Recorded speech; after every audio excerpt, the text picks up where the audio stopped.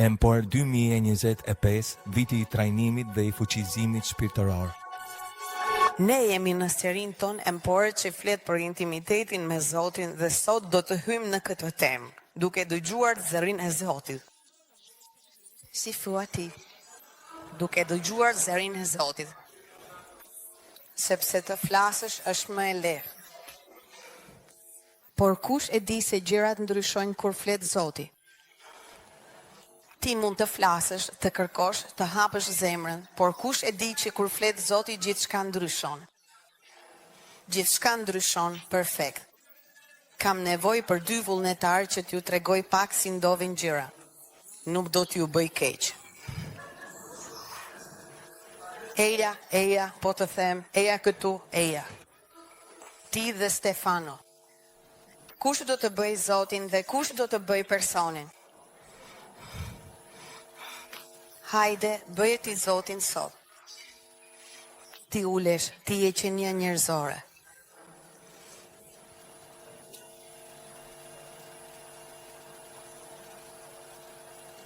Ktheu nga ajo anë, shiko që është teatr kjo. Pra, ai po lutet dhe ajo është Zoti. Kujt dua ti flas? Ju lutem. Jo, nuk mund ta kuptosh. Jo, nuk mund ta kuptosh, Zot. Ti duhet të arrish të më gjesh një zgjidhje. Jo, po e di, unë dua një zgjidhje sepse tashmë prej muajsh të kërkoj këtë gjë, por ti nuk po arrin të më tregosh rrugën e dur. Kam hapur një derë, 2 dyrë, 3 dyrë, I kam hapur vet, I kam mbyllur vet, ose po përpiqem, po mundohem, por ti nuk më përgjigjesh. Dua të them, a e kupton që unë? Ja, më shumë a më pak, faleminderit, më shumë a më pak kështu është lutja jonë. Ka njerëz që shpërthejnë dhe Zoti është aty që thotë. Dhe pastaj zgjohemi, amin. Dhe kur bën këtë lutje, e di si del nga lutja? Ndoshta të mungon diçka. Në fakt, Biblia do të na thotë të mos jemi si paganët që janë aty dhe shumëzojnë fjalët, flasin, sepse ati juaj që I di gjërat në fshehtësi, e di tashmë për çfarë keni nevojë. Do të thotë, para se të hapësh gojën, Zoti e di. Po atëherë pse duhet të hap zemrën time? Sepse kemi nevojë të hapim zemrën. Në fakt, shumë shkojnë edhe te psikologu, në disa raste madje flet 1 orë, paguan dhe nuk të thon asgjë, në disa e dini vet, apo jo. Ka edhe një metodë ku thjesht flet, ajo freudiane, pastaj largohesh, ndihem më mirë. Pra, kur ne hapim zemrën dhe rrëfehemi, ne po biem dakord me Zotin. Shumë herë kur hap zemrën, ti e kupton se ku është pyetja jote, çfarë është ajo që vërtet. Dhe kjo të shërben pothuajse më shumë ty se sa Zotit, sepse ne duhet të kuptojmë edhe se çfarë po I kërkojmë Zotit. Dhe atëherë duhet të analizosh veten dhe të thuash, atëherë Zot, por pjesa që do të ndryshoj është kur flet Zoti. Edhe nëse të thot diçka që ti nuk do ta dëgjosh, kur flet Zoti, ne dalim nga lutja të mbushur. Amin. Thuani me mua. Kur flet Zoti, unë dal nga lutja I mbushur. Sepse fjala e Zotit I ndryshon të gjitha. Kur ai thot diçka në gjithë Biblën, ndryshon rrjedhën e historisë, sepse Zoti nuk është njeri që të gënje, as biri I njeriut që thot diçka dhe pastaj nuk e bën. Dhe aty bëhet interesante lutja, sepse përndryshe bëhet një barë, ndihem, dëgjoj muzikë, flas dhe iki. Bëhet interesante kur bëhet marrëdhënie. Thuani si është marrëdhënie. Dhe marrëdhënia nuk është që vetëm njëri flet dhe tjetri dëgjon gjithkohën. Kujt I pëlqen të shoqërohet me njerëz që flasin pa pushim? Ju e dini që ai që flet shumë nuk e di që është I tillë, apo jo? Ai mendon se është super interesant. Ndonjëherë nuk kupton pse ne po flem. Ishte një.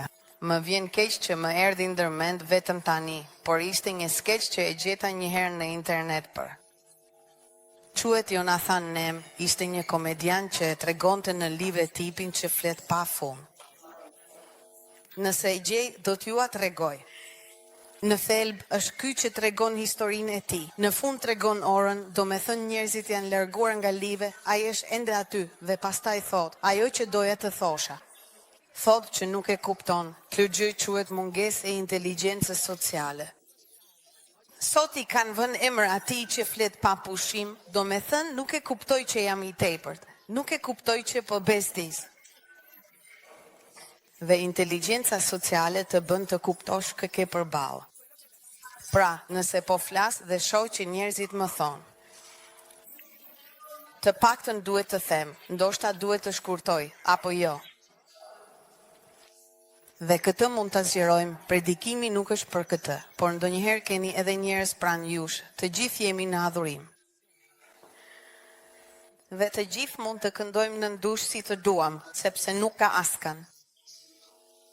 Por nëse unë jam në adhurim, ti je jashtë toni dhe është fryma e shenjtë, dhe dëgjohet vetëm zëri yt, fryma e shenjtë. Do me thënë, sa po më nxorë nga adhurimi. Inteligjencë sociale nuk kupton që po bezdis të tjerat. Prandaj adhuro Zotin, duke ditur që ka edhe të tjerë në harmoninë e të gjithëve. Jo që të dëgjohet vetëm zëri yt, sepse kjo do të thotë që po shqetëson të tjerët. A nuk është e mrekullueshme? Dikush thot, mirë që e tha ajo, sepse unë nuk dija më si t'ja thosha asaj zonje ose atij zotëria. Inteligjenca sociale. Nëse shoh që thënë të ndajnë dhe duhet të flasin, të gjithë duhet të flasim, jemi 30 veta. Nuk mund të flasësh 15 minuta kur jemi 30 veta, kemi vetëm një orë, apo jo? Inteligjenca sociale. Por nëse ka diçka të tmerrshme, është të dalësh me dikë kur ti do të bisedosh, por kjo person flet gjithë kohën dhe edhe kur të bën një pyetje, vetë të jep përgjigjen. Ju ka ndodhur ndonjëherë që fillon të thotë kështu. Jo, sepse unë do të doja të dija nga ti, pse këta njerëz janë kështu. Ti po përpiqesh të thuash, sipas mendimit tim, jo, sipas mendimit tim është kështu, prandaj ata bëjnë këtë. Dhe përfundon ajo një orë ku ti ke provuar dhe për një orë personi ka folur vetëm. Kush një njerëz të tillë? Ata nuk kanë inteligjencë sociale. Por mund të zhvillohet kur dikush të thotë të vërtetën. Sot është dita e shpëtimit tëm. Atëherë, këtë ndonjëherë sjellim edhe në lutje. Duam që Zoti të na flas, por jemi të shqetësuar, sepse kjo është e vërteta dhe kështu, nëse Zoti nuk na flet në momentin që ne i themi, pra, fol me mua. Me që nuk më foli kur i thash të më fliste, atëherë mos më fol më, do të ta them unë ty Zot çfarë duhet të bësh. Dhe ka shumë njerëz që përpiqen t'i tregojnë Zotit se çfarë duhet të bëj për të qenë Zot. Po të isha unë në vendin tënd, do të veproja kështu e ashtu me atë person. Dhe ne humbasim hirin e marrëdhënies, thoni me mua, marrëdhënie. Nuk është automatike, asnjë marrëdhënie nuk është automatike. Nuk është se del sot me dikë për herë të parë, përveç se nëse të dy jeni su për të hapur, sepse ka edhe raste të tilla kur thonë u gjetëm, nuk kemi parë kurrë, biseduam. Por kjo është e rrallë, nuk ndodh gjithmonë kështu. Kanë nga ata njerëz që takohen, kanë shumë gjëra të përbashkëta dhe kështu biseda rrjedh menjëherë. Por nëse ti nuk ke menjëherë diçka të përbashkët ose nëse nuk ke intimitet me atë person, ndoshta je inti, duhet të kesh të paktën një lloj intimiteti që të mund të flasësh shumë. Për shembull, flasim për punë, unë jam një sipërmarrës, ti je një sipërmarrës, flasim për punë. Mua më pëlqen politika, ty të pëlqen politika, flasim për politikën, por kur duhet të vim dhe intimitet në thellësi, nëse unë nuk të njoh, nuk do të jetë e lehtë të hap zemrën time. Të them disa gjëra, por nuk i them të gjitha. Kjo vlen edhe në mentorim. Mos prisni që nesër personit ju tregoj gjithçka, qetësohuni, njerëzit kanë nevojë për besim, marrëdhëniet ndërtohen me kohë. Thuajeni siç është, marrëdhëniet ndërtohen me kohë. Prandaj është e qartë që kur nuk kam intimitet me dikë, Edhe ajo një orë në makinë mund të duket si 5 orë. Por apo jo? Edhe ashensori mund të jetë problem. Kush ka hipur në ashensor që zgjet një sekond, por ishte situatë e sikletshme. Mirë mëngjes. Gje isha aty duke thënë 4, 5, 6, mezi prisje të isha atje sepse s'ka intimitet. Intimiteti bën që të gjitha kohët të duken të shpejta. Kur ke intimitet me Zotin, të lutesh një orë është pak, ta garantoj. Kur ke intimitet me Zotin, ndonjëherë shikon dhe thua, kam folur me Zotin për 3 orë, sepse kishte flas, dëgjoj, flas, dhe kjo krijohet me kalimin e kohës. Mësohet të lutesh. Duke u lutur. Unë mund të lexoj një manual se si e. Për gjithë inteligjencën artificiale, është bërë kështu, sa bukur, çfarë teknika. Por edhe pse kam lexuar manualin, nëse nuk e vë në praktik, tjetri që punon me inteligjencën artificiale, që ka eksperimentuar tashmë, ndoshta do të di më shumë se unë në praktik. Pra, nëse unë di manualin, praktikën, qëllimin, Biblian plus praktikën. Atëherë sot ne duan të kuptojnë si flet Zoti, duke ditur që nuk është ashtu. Për shembull, herët e para që Zoti ka folur me mua, unë fillova të them, jam unë dhe Zoti. E di, apo jo, dhe unë isha me.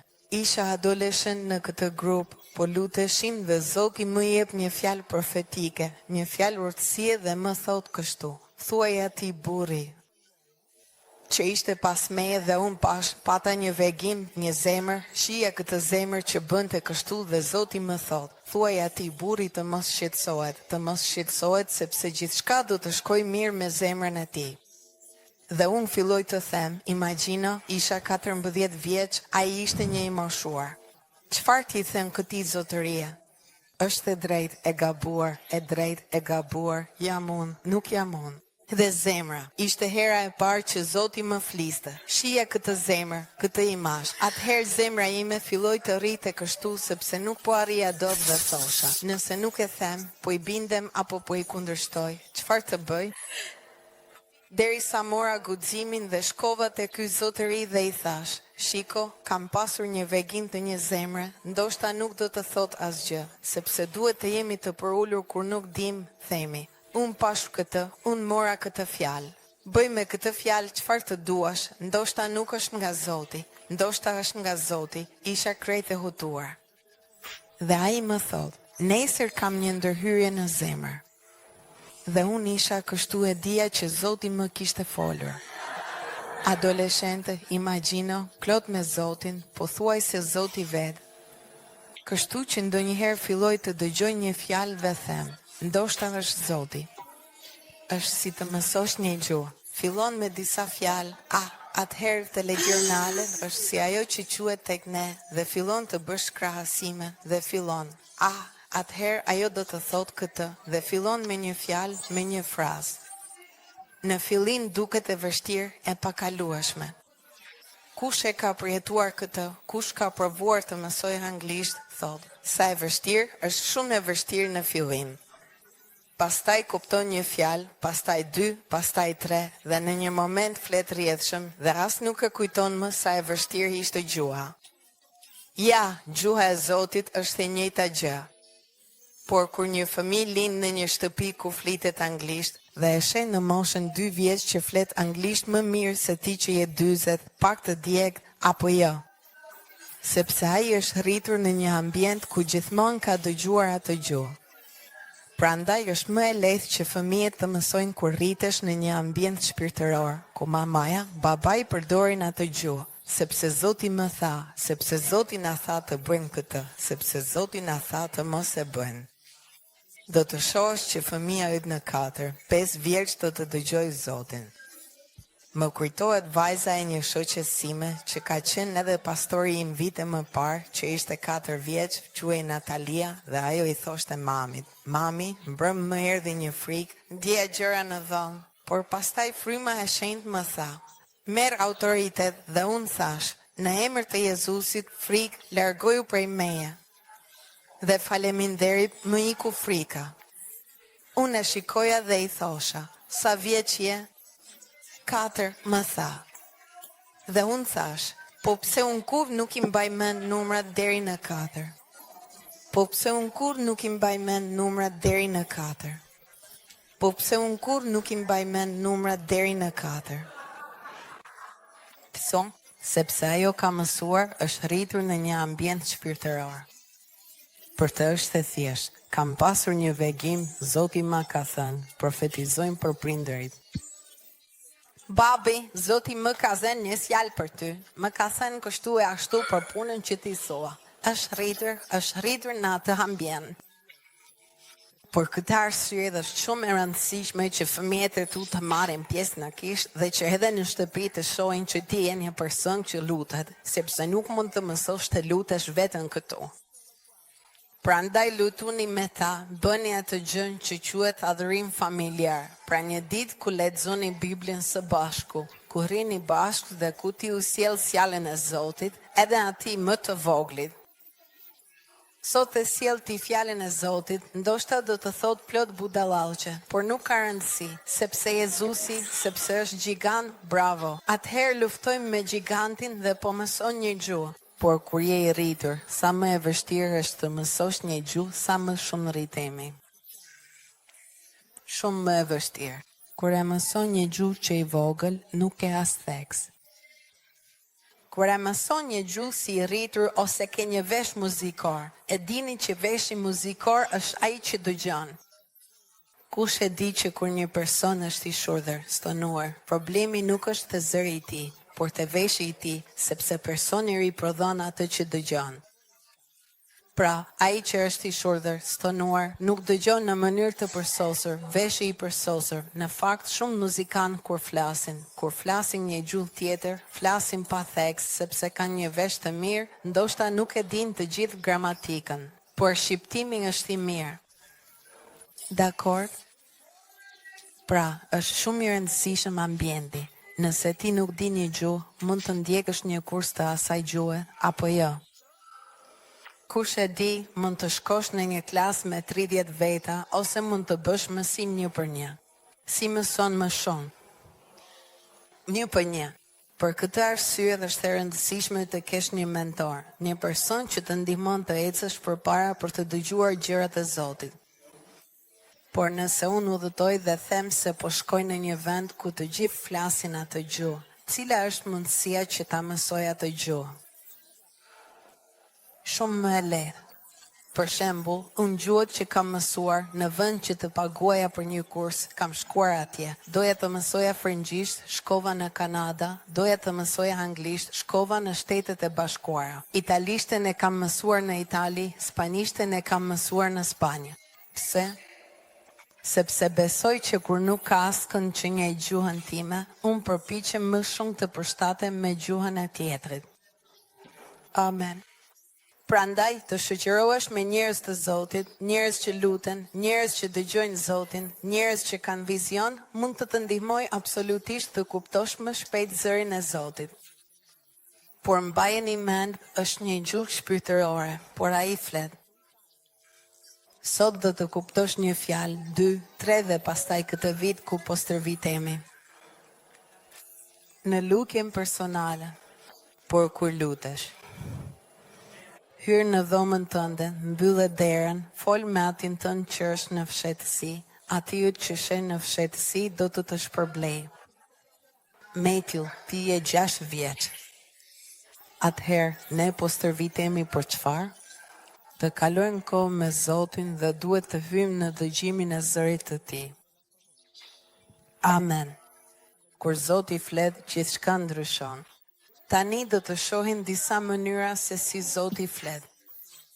Më e lehta, më e drejtë për drejta është siguria e brendshme. Thuani si siguri e brendshme ose dëshmi e brendshme. Si është dëshmi e brendshme? Çfarë është dëshmia e brendshme? Me siguri, me bindje që ndonjëherë nuk di ta shpjegosh, por është brenda teje në një mënyrë të thjeshtë. John, hajde të marrim atë picën. Nuk ka asgjë të keqe të marrësh picë. Hajde të shkojmë. Sa po the të shkojmë, diçka të ndaloj që nuk ishte dembelizmi. Nuk di pse, por diçka më thot. Jo, më mirë të mos shkoj. Kjo siguri që të thot po, se jo si një semafor brenda teje, kjo quhet dëshmi e brendshme. Të gjithë e kemi dhe kur ke Zotin, kjo gjë është edhe më e fuqishme. Për shembull, ndonjëherë njeh një person që nuk e ke parë kurrë, askush s'të ka folur mirë a keq për të. Nuk di ta shpjegosh, por thua nuk më bin. Kush e ka përjetuar ndonjëherë këtë? Ndoshta personi të ka thënë vetëm gjëra të mrekullueshme për veten, por prap nuk të bin. A të ka ndodhur ndonjëherë? Kjo do të vlej në jetë. Mendo kur punon me dikë që në fillim thua nuk do të bëj biznes me këtë person, sepse nuk më bin, nuk më jep qetësi. Disa përdorin këtë shprehje, nuk më jep qetësi. Ndiq shpirtin e shenjtë, amen, sepse është një dëshmi e brendshme. Shpirti i Zotit i dëshmon shpirtit tënd diçka.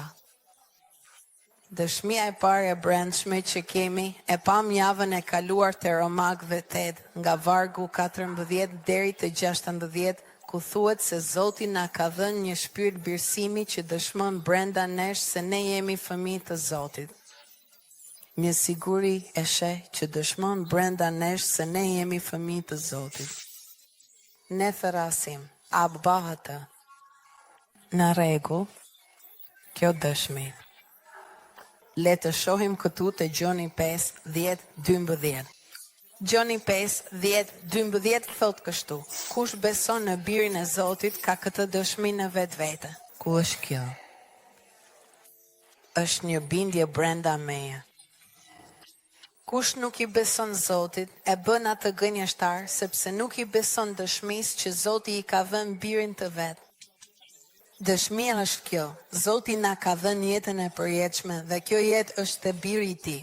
Kush ka birin, ka jetën dhe kush nuk e ka birin, nuk ka jetën. Është një siguri. Ndoshta 5 minuta më parë nuk e kishe, kur bën një përvojë me Zotin. Sot gjatë kursit për anëtarët e rinj, një vajzë tha se përmes një vargu që lexoi, mjaftoi, filloi të kishte uri për Zotin, kjo do të thotë që je i lindur. Diçka ndodh, mund të jetë një lutje, një moment, një sekond kur më parë nuk besoje dhe më pas beson. Është dëshmia e parë që kemi, Zoti ekziston. Kush ta tha këtë? Nëse 5 minuta më parë thoshe që nuk ekziston, për 10 vjet ke thënë nuk jam i sigurt. Ka ndodhur diçka që të ka bërë të jesh i sigurt. Kush e ka përjetuar tashmë këtë? Kush e ka përjetuar tashmë këtë e di për çfarë po flas? Diçka ndryshon. Dhe ajo dëshmi vërteton që Jezusi është Zoti, por vërteton edhe gjëra të tjera. Kur ti në jetën e përditshme duhet të bësh diçka, ke si një semafor brenda vetes. Cili është problemi? Që ndonjëherë ne nuk e ndjekim atë. Atëherë themi, megjithatë ndjeja që nuk duhet ta bëja. Kush e ka përjetuar ndonjëherë këtë? Megjithatë, ose ndoshta kur thua diçka, je i zemëruar dhe thua, pse sapo e the fillon të ndjesh një trishtim brenda teje?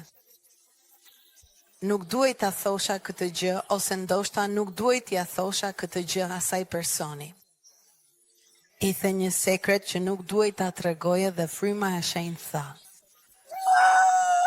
Të kam shkaktuar një dëm dhe pastaj do të duhet të gjesh mënyrën për ta rregulluar atë dëm. E keni përjetuar ndonjëherë këtë? Ky është mënyra më e thjeshtë. Pra, kur je duke u lutur, je në lutjen tënde personale, je në dhomën tënde, ke mbyllur derën. Zot, do të më pëlqente të dija, a duhet të shkoj në këtë udhëtim? A duhet ta bëj këtë gjë? Amin. Mund të ndodhë që të mos ndjesh asgjë dhe atëherë ndoshta mund të bësh atë gjë. Ndonjëherë do të thotë po dhe ndonjëherë do të ndjesh vetëm një shqetësim. Gjithçka duket bukur, ai udhëtim është i mrekullueshëm. Më ofrojnë udhëtimin ose datat dhe megjithatë ka diçka që nuk më bin. Ndi që të intuit, ai është shpirti i shenjtë që po të flet. Ndonjëherë do ta kuptosh pse dhe ndonjëherë nuk do ta kuptosh pse. Ndoshta atje me qiell Zoti do të tregoj një film. Shiko atë ditë që nuk shkove në Argentinë, shiko çfarë kishte për ty. Për mua që shkova. Këndua. Amin. Sepse Zoti do që të na udhëheqë. Mënyra tjetër me të cilën ai do të na flas është me një zë të brendshëm. Thoni si një zë i brendshëm. Romakëve 9, një thot, them të vërtetën në Krishtin, nuk gënjej, sepse ndërgjigja ime ma konfirmon këtë nëpërmjet frymës. Pra, zëri i brendshëm është një siguri, diçka pothuajse nga brenda. Zëri tjetër, dëshmia e brendshme, zëri i brendshëm është kur Zoti flet përmes ndërgjegjes tënde, thot ndërgjegja ime. Pra, ai do të përdor mendjen tënde për të folur me ty. Dhe pikërisht këtu ne fillojmë. Është Zoti apo nuk është Zoti? Është Zoti apo nuk është Zoti? Jam unë apo është Zoti? Sepse duket sikur po flet me veten tënde dhe thua, mos jam ndonjë psikopat. Është Zoti në fillim? Thoni si në fillim.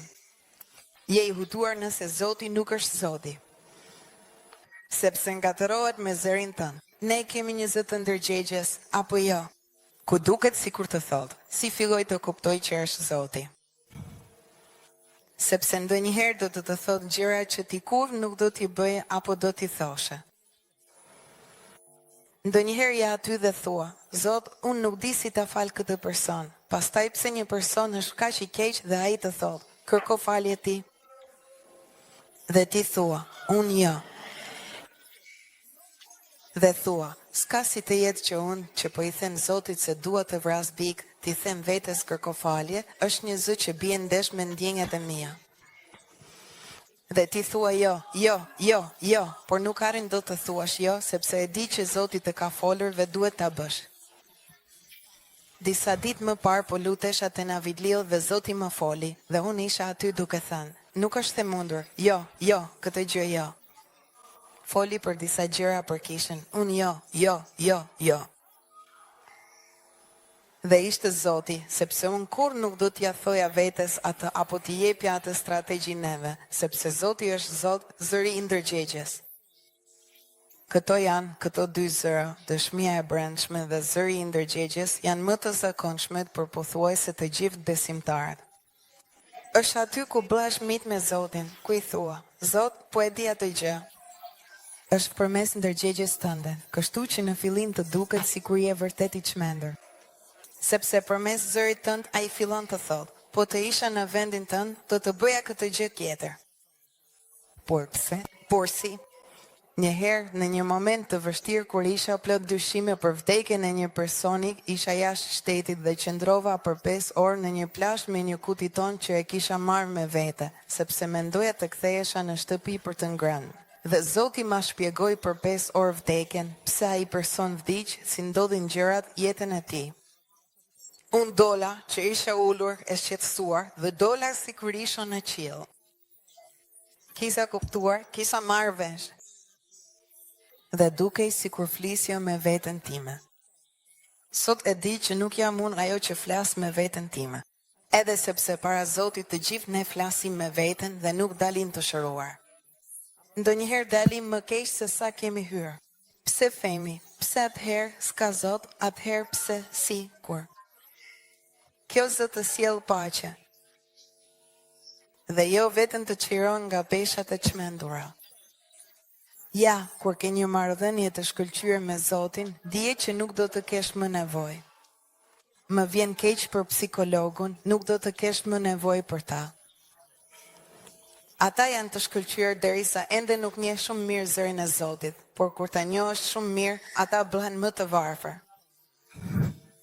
Pse? Sepse vetë Zoti fillon të menaxhojë edhe emocionalitetin tënd. Amin.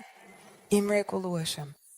Atëherë, Zoti megjithatë nuk mund të ndryshojë për mua. Nëse ai më thotë, shko kërkoj falje asaj personi, unë nuk shkoj. Çfarë do të ndryshojë? Asgjë. Por nëse unë i bindem asaj zëri brenda meje, gjithçka do të ndryshojë. Amen. sepse ka njerëz që Zoti u flet. Ti e di që duhet të bësh diçka, por nuk e bën sepse je krenar. Kush e ka përjetuar tashmë këtë? E di që duhet ta bëj dhe e dini çfarë bëjmë? E shtrim. E di që duhet të përballem me atë bisedë me atë person, por nuk kam dëshirë, e lë për nesër. E di që jam i rritur, thuaj jam i rritur, dhe që të rriturit përballen, nuk shkojnë vërdall duke folur me të tjerët. E di. Dhe çdo ditë shpirti i shenjtë është aty, e ke thirrur, ti ndjen që duhet të telefonosh, shen numrin e tij dhe thuaj jo, sepse ka njerëz që e kanë të vështirë të përballen me problemet. Pasi ti përballon, je i lumtur, por ka njerëz që kur, për shkak të kulturës, nuk i kanë përballuar problemet. Kjo ndodh me Amerikano-Latinët dhe me jugun e Italisë. Amen. Aty ku kemi mësuar kulturën që thot qesh, po të dua shumë. Dhe del jashtë dhe thot, çfarë hinko? Dhe pastaj flet me të gjithë përveçse me personin që ka të bëjë. Ndërsa kultura milaneze të thot atë që mendon, fatkeqësisht në mënyrë të ashpër. Pasi sosar, dhe të vret. E vërteta është ndiku në mes. Duhet të themi secili, thuaj me mua, secili të thot të vërtetën.